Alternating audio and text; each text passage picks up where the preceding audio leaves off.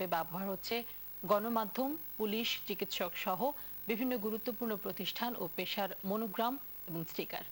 গাড়ির সামনে পেছনে পুলিশ, সাংবাদিক, আইনজীবী লেখা স্টিকার লাগিয়ে আইনের চোখ ফাঁকি দিয়ে দিব্যি ঘুরে বেড়াচ্ছে প্রতারকরা।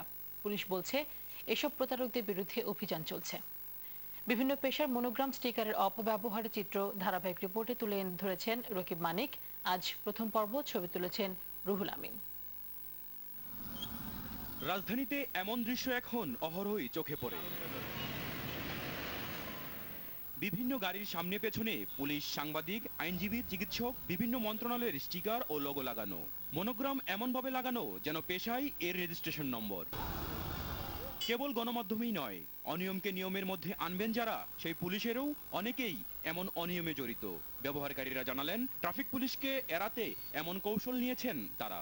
ইদানিং আর কি একটু ঝামেলা কথা আছে, আগে এটা করতো না, এখন করে। সব জায়গায় হয়তো বা আমাদেরকে চেক করে না, যেহেতু এই প্রেসটা লাগার কারণে একটু সহজে যাওয়া যায়। তো আমি তো আছি, আমাদের মাসিক আর কি, এটা মোটামুটি ভালো সম্মান করে।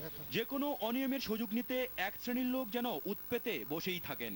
এক্ষেত্রেও যার ব্যতিক্রম হয়নি। লোগো ব্যবহারের সুযোগ এখন দুর্বৃত্তরাও নিচ্ছে।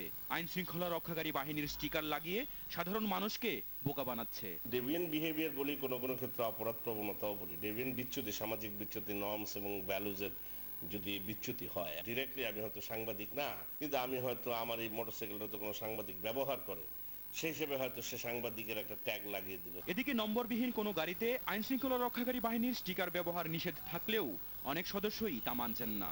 আইন অমান্যকারী এমন সদস্যদের বিরুদ্ধে ব্যবস্থা নেওয়ার কথা জানালেন পুলিশের এই ঊর্ধ্বতন কর্মকর্তা। স্টিকার লাগিয়ে যেসব মোটরসাইকেল চলে, পুলিশেরই হোক আর সাংবাদিকদেরই হোক, আমাদের সিনিয়র অফিসারদের কড়া নির্দেশনা, সেই গাড়ি যারই হোক না কেন, পুলিশের হোক আর সাংবাদিকের হোক, কাউকেই ছাড় দেওয়া হবে না। বিভিন্ন বাহিনী বা প্রতিষ্ঠানের লোগো বা স্টিকার ব্যবহার করে মানুষকে ধোঁকা দেয়া বন্ধ করতে আইন শৃঙ্খলা বাহিনীর তৎপরতার পাশাপাশি জনগণকেও সজাগ থাকার পরামর্শ দিলেন পুলিশের এই কর্মকর্তা।